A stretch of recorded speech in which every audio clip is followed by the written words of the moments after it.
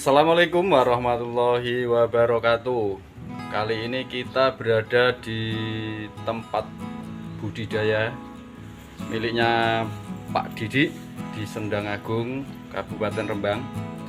Dan ini adalah budidaya ikan gabus ya, atau kalau di sini bisa dibilang ikan kutuk.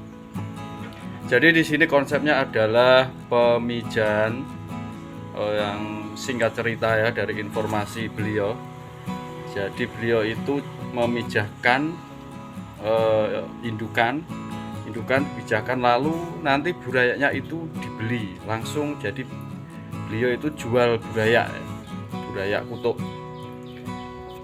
Baik, sekarang kita temui orangnya, kita cross check, tanya-tanya bagaimana pasarnya serta bagaimana teknis cara berbudidayanya ya. Kita coba cari sang ownernya ya. Nah, itu dia. Sedang apa, Mas? Ini ada indukan yang sedang bertelur, jadi kita mau pindah ya. Jadi pemirsa, di dalam bis beton inilah tempatnya indukan ya dipijahkan. Dan sekarang coba kita lihat telur-telurnya. Nah, seperti ini ya telur-telur kutuk, telur-telur gabus itu ya. Ini gelembung-gelembung putih ini yang berbentuk rajutan ya. Ini sebagian besar itu menempel di akar-akar tanaman ini. Jelas sekali ya, telur-telurnya berwarna putih, bergelembung-gelembung, dan ini harus segera dipindahkan karena bertelurnya itu sekitar tadi pagi. Jadi segera dipindahkan, dan katanya mungkin besok itu sudah menetas semua, sudah jadi burayak semua ya.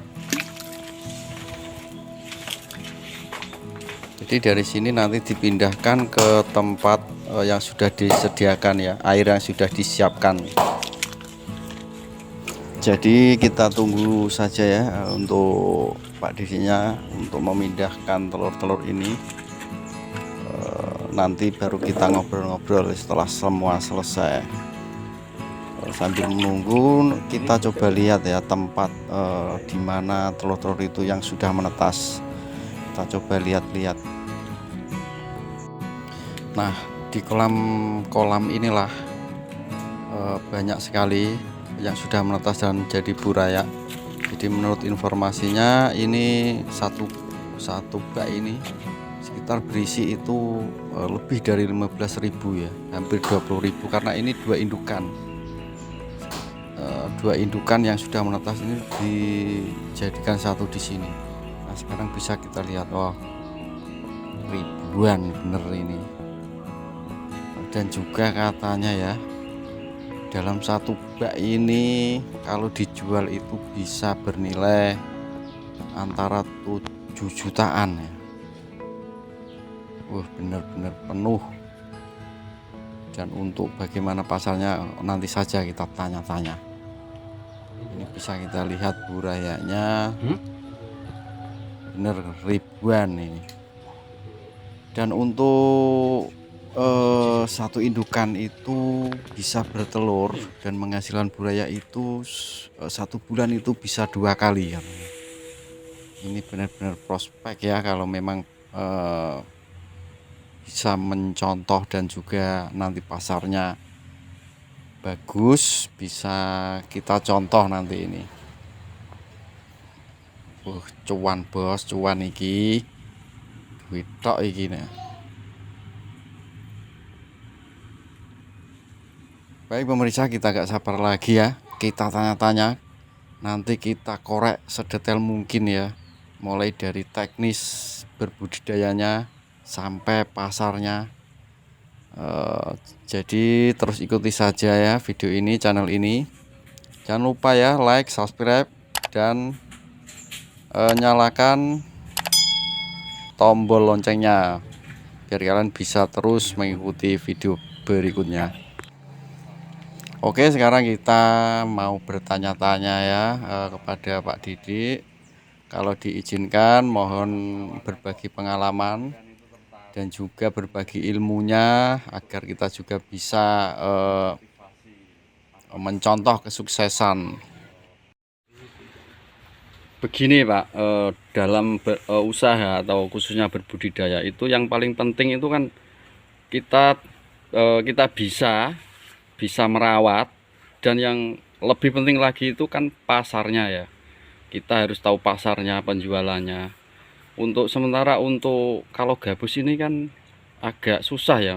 Bagaimana menurut sampean? Apakah memang sudah tahu pasarnya? Kok berani mencoba atau istilahnya nekat ya untuk berbudidaya kutuk ini? Nah, kita kembali dalam satu pertanyaan. Kalau kita tidak punya barang, mau dipasarkan kemana? Ya betul. Contoh kisah air putih pertama kali diciptakan. Banyu putih kok didol. Ya. Nah, tapi kenyataannya apa? Sekarang butuh. Betul. Kita kembali ke kutuk. Selama kita tidak punya produk, apa yang kita pasarkan? Apakah kita takut dengan bayangan kita sendiri? Kan enggak. Berarti untuk pasarnya sudah jelas ya, sudah ada gitu ya. Kalau Dan nantinya kita produk dan kita bisa mengedukasi yang beli, saya yakin kok peluang ini sebenarnya peluang luar biasa. Betul. Cuma belum ada orang yang berani mencoba dan belum ada yang berhasil. Makanya dengan komitmen saya, dengan keyakinan saya, kalau nanti sudah punya barang, kita bisa mengedukasi dengan yang beli benih, saya yakin 1 tahun ke depan permintaan kutuk luar biasa karena ranahnya pengobatan. Dan juga kalau di daerah sini ya, daerah Rembang kan memang belum ada ya. Sebenarnya sudah ada Mas, jarang sekali. Cuma dia kalau kemarin saya tanya teman yang kebetulan satu wilayah di kecamatan, untuk ambil dari luar semua ya kan? Ya, di samping itu permintaan di Rembang itu sebenarnya banyak. Iya. Cuma benar. Yang produksinya barangnya nggak ada. Ya itu. Barangnya mengandalkan lari keluar Rembang, datang ke Rembang. Ini yang menjadi PR kita sebenarnya di situ. Betul. Mau bibit bermacam-macam ikan, kenapa kok harus mendatangkan di luar Rembang? Rembang sendiri potensi air banyak. SDM saya kira mencukupi. Berarti memang pasti sebelum melangkah itu pasti sudah tahu ya, sudah ada pasarnya Mas ya. Sebenarnya kalau kita hitung-hitung, ini karena yang bertanya ngoyak terus saya sebenarnya sudah ada pos-posnya gitu loh. Oh iya. Jadi kita nggak sumelang. Sebenarnya ada pos. Oh ini permintaan sekian ribu. Oh, sebenarnya ada, tapi nggak perlu saya upload. Ya, nah itu marketingnya gitu loh. Nah itu yang bikin penasaran. Kok berani itu pasti sudah ada pasarnya ya. Yang jelas seperti itu, yang jelas. Karena kan sudah menjadi rumus juga bagi peternak itu, kalau nggak tahu pasarnya pasti nggak berani. Iya kan? Sebenarnya ini hanya teknik kita aja. Nanti kalau kita vulgar, wah berbondong-bondong. Sebenarnya oke, ayo bareng-bareng kita bikin satu paguyuban atau apa, dan bendera. Misal ada dengan kutuk gitu aja. Ada subscriber yang mau bertanya, mau belajar, bagaimana Mas? Apakah siap, welcome untuk memberi pengalaman, berbagi pengalamannya? Dengan kemampuan saya welcome. Tapi semua butuh tahapan. Saya sendiri masih belajar kok. belum bisa apa-apa. Jadi karena apa? Masalah perikanan itu ibaratnya ngemong banyu, dan air di sini tidak sama dengan air di sana. Yang jelas kita ngrumati barang urip itu kudu bisa nyawiji. Misalnya karo sapi ya kudu bisa dadi sapi, karo wedhus bisa dadi wedhus, karo iwak kudu bisa dadi iwak. Filsafat dhuwur iki, filsafat iki. Itu bagian dari menuju sukses kan gitu. Betul.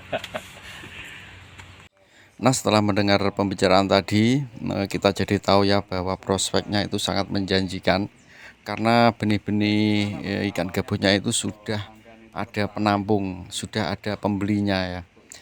Dan juga sudah kita dengar sendiri bahwa Pak Didi ini siap berbagi pengalaman, sudah siap berbagi ilmunya kepada kita semua, jika kita ingin meniru atau menyontoh berbudidaya pembinian gabus ini. Jadi kita tidak menyanyiakan kesempatan ya. Nanti akan kita korek semua, akan kita kupas secara detail bagaimana teknik dalam berbudidayanya, juga pasar-pasarnya. Kita akan cari tahu semuanya dari beliau. Dan insya Allah untuk video teknis bagaimana cara berbudidayanya mulai dari awal sampai akhir juga akan kita share, akan kita bagikan di channel ini ya. Jadi tunggu saja video berikutnya. Dan untuk kesempatan kali ini cukup sampai di sini dulu. Semoga bermanfaat. Mohon maaf jika ada kekurangannya. Sampai jumpa di video berikutnya. Wassalamualaikum warahmatullahi wabarakatuh.